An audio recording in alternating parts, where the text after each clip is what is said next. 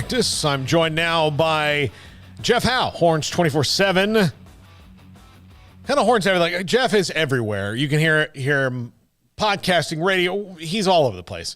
He's our go-to guy when it comes to everything the University of Texas. And Jeff, there was a surge of message board gossip the last, let's say, 12 hours before the announcement that Hudson Card has won the job. And as we know, you should believe everything you ever hear on a message board. So the Twitter sphere kind of went nuts with, oh my gosh, does Quinn Ewers, is he not good at football? That is not the case.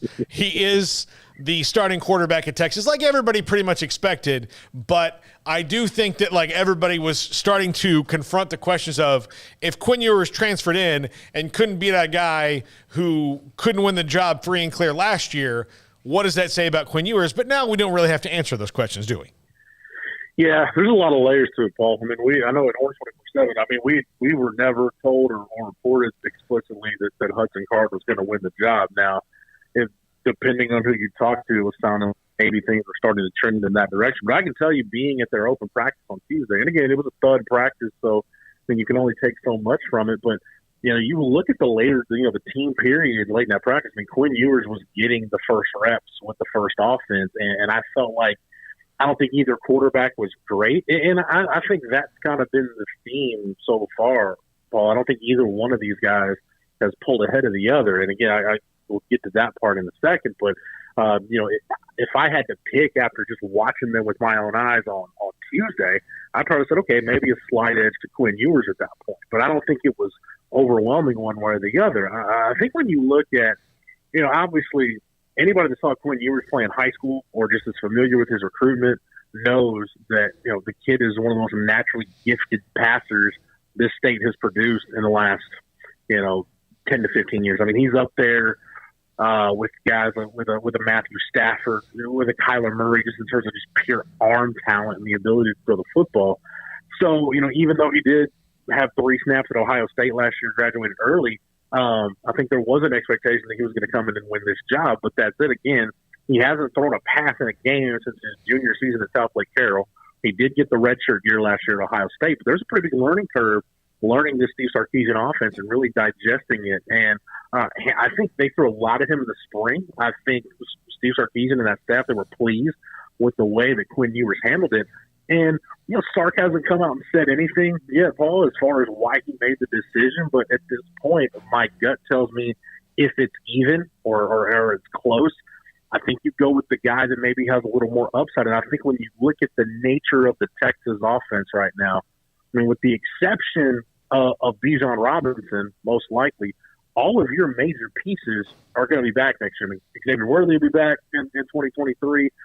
You'll get Isaiah Nader back from the knee injury. This young offensive lineman, they're going to start most likely 2 true freshmen on the offensive line in the season opener. So it's going to be a young offense. Jatavian Sanders is a redshirt freshman tight end. It's going to be a young offense. I think Sark went the direction that I feel like he went with Hudson Card last year, which is, hey, a young guy with a growing offense, kind of let this young quarterback grow into the offense a little bit. So I do think, though, Paul, there needs to be kind of that retrospective of, or introspection, I should say, however you want to couch it today.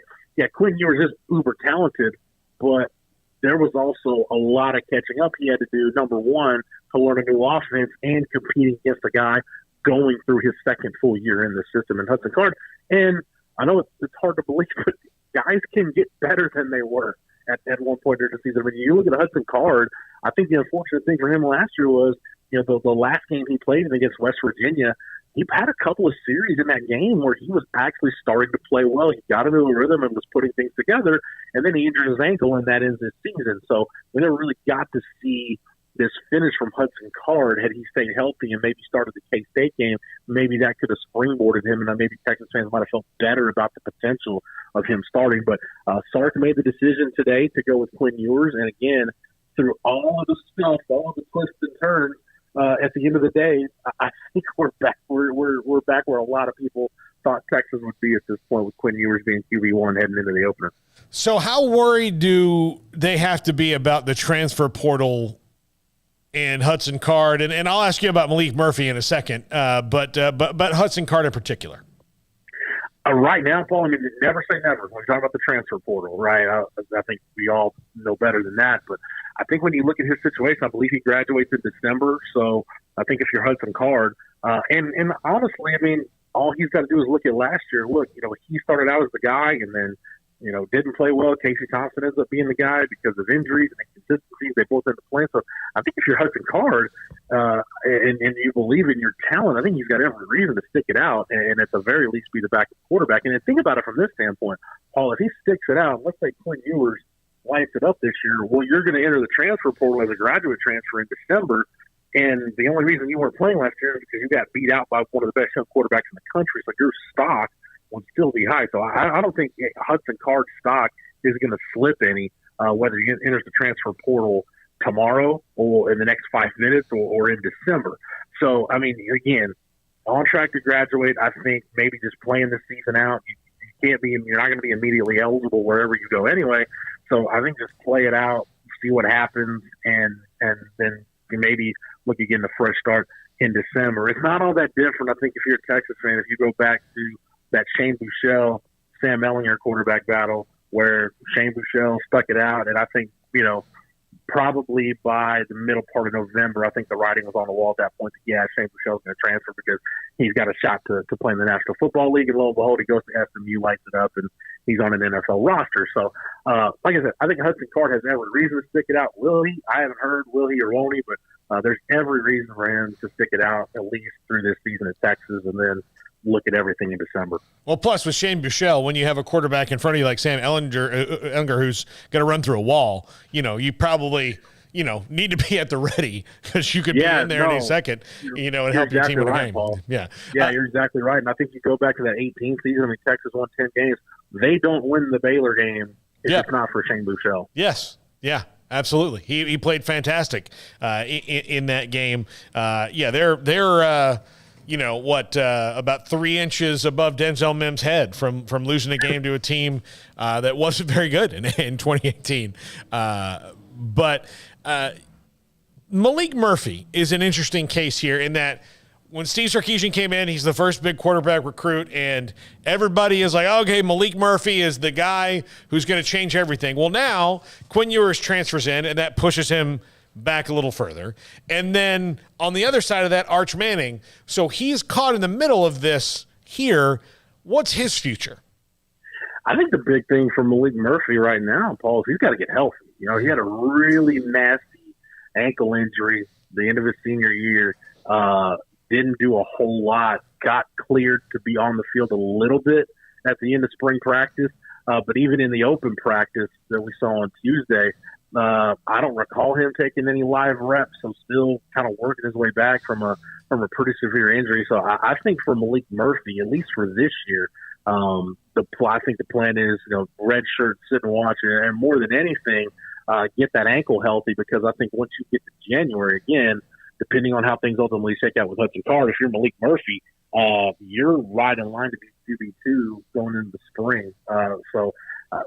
I think that is the big thing for him again right now. The focus is on it. And anytime Texas quarterbacks get brought up, I always get asked, what about Malik Murphy? What about Malik Murphy? I think the focus for him right now, again, just get that ankle healthy and make sure you're ready to go, because he's got some time now before he can get himself healthy and get himself right before he can really get himself into the thick of a depth chart battle. All right, so as Quinn Ewers goes, so goes the Texas offense, but the line, still going to start 2 true freshmen and lost some depth last week as well, and that's not been a position of strength for them for a little while now. And then on the other side of the ball, the defense was an absolute turnstile last year, Jeff. Have those problems been remedied enough to where it won't negate anything good that Quinn Ewers and the offense can accomplish? That's the $64,000 question. I don't know. I think there are some signs. Well, let's start with the offense. Losing Isaiah Nayer hurt, but I'll tell you what, when you look at underrated transfer portal finds, Texas getting Tariq Milton from Iowa State. And anybody that's watched Big 12 football is familiar with Tariq Milton. Really productive in 2019, hurt in 2020. and then I think just kind of got lost in the shuffle. They devoted more snaps to some younger guys. So he looked for a fresh start, and he's at Texas. He's probably going to be their number 3 receiver going into the year after the Isaiah Nayer injury. The offensive line of Kelvin Banks, if he hasn't already locked down that starting left tackle job as a true freshman, he's well on his way to doing so. With Junior Angulau done for the year, a 34-game starter at right guard.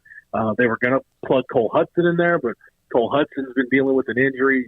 Sark expects to get him back, probably in the next week or so. Don't expect him to scrimmage tomorrow, but they want him healthy because at this point, Cole Hudson might have to be your backup center also. They're rolling around a couple of different options as a backup center behind Jake Majors because Angulau was the backup center. So right now you've got Devon Campbell, who's a 5-star kid coming out of Arlington Bowie. He's your starting right guard. So I'll say this. They're young. They're true freshmen, but those true freshmen that they're going to play are really, really talented. Cam Williams is a kid out of Duncanville who I think has a chance to play pretty early. I think those are kind of the 4 guys that we've heard about behind the scenes, and then those are the 4 guys that Sark is kind of singled out with Kelvin Banks, DJ Campbell, Cole Hudson, and Cam Williams to play early. Defensively, Paul, you're seeing some signs, at least from a personnel standpoint, that maybe some guys have improved and made some strides. Byron Murphy, I think kind of up the gut. Byron Murphy has had a really good camp. Jalen Ford might have had the best spring out of anybody on defense, and at safety, Jaron Thompson might be having the best camp out of anybody on defense. So I think those 3 guys have really improved. Vernon Broughton has been kind of a guy that's broken out, so to say, of that interior D-line group along with Byron Murphy. So and they look like they're at least, the body types have changed a little bit. We're bringing in a Ryan Watts at corner. Terrence Brooks is a young kid that I think is going to play. Jalen Gilbo's a young kid that's going to play a lot. So they changed some of the body types from the mindset in the secondary. So from a personnel standpoint, you look at them and say, okay, they should be better. How much better are they going to be? I don't know. But Paul, considering how bad Texas was last year, if they're a top 50-ish defense in the country this year, that is leaps and bounds better than they were last year. I'll tell you what, look at the eye test, the numbers, the advanced statistics. That 2021 Texas defense, it's in the running for the worst Texas defense of my lifetime. Like, that's how bad Texas was last season, and there really is nowhere to go but up. So like I said, if they're a top 50-ish defense this year, they are miles ahead of where they were last year. Oh, there were legendary Texas defenders that have long since left this earth that will come back and haunt the players that played for that one last year out of spite. Like when some of those guys open their drawers and the spoons are all bent, that's a ghost from Longhorn Pass that is not happy with what you've done. I know guys like Derek Johnson and Brian Arakpo hang out at practice and they're at games, and I shudder to think what's going through the minds of those guys when they were watching some of the stuff they were subjected to last season. Yeah, I sent a text to, and I won't use his name, but a former Texas player, that's a friend of mine, about their defense last year, and he just sent me back the vomit emoji. And then, well, yeah, I'll sum it up like this, Paul. Anybody that watched the game, if you look at the 71-yard touchdown run Texas gave up to Will Howard in the Kansas State game, like that encompasses what that defense was last season, because you look at all 11 guys on the field, nobody at any level of that defense, none of the 11 guys did their job right. And that's how you end up giving up a 71-yard touchdown run to Will Howard. If you want to know how bad Texas was on defense, just go find that one play, and you'll see 11 guys that just look completely disjointed. And that's why, again, it's hard to imagine Texas can be any worse defensively than they were last year. Yeah, it is, but I will caution anybody who says there's nowhere to go but up. Believe me, there are times, but I do think with this team, there's got to be some steps forward, given the fact that they're not in denial about it. I think sometimes when things get worse, it's because they're like, oh, we've got the talent. We don't need to change anything. We just need to change just a little tweak here and there. Like, no, I think this is a coaching staff, Jeff, am I right, that is aware of all of the faults that they had last year? Absolutely, yeah. And, I'll say this. I mean, for Steve Sarkisian, for, the stuff he changed, he brought in Gary Patterson, but they didn't change anything from a defensive staff standpoint. And I think one of the things that I know I didn't talk about it enough in terms of the adjustment that it would be, but you think about how that defensive staff was put together.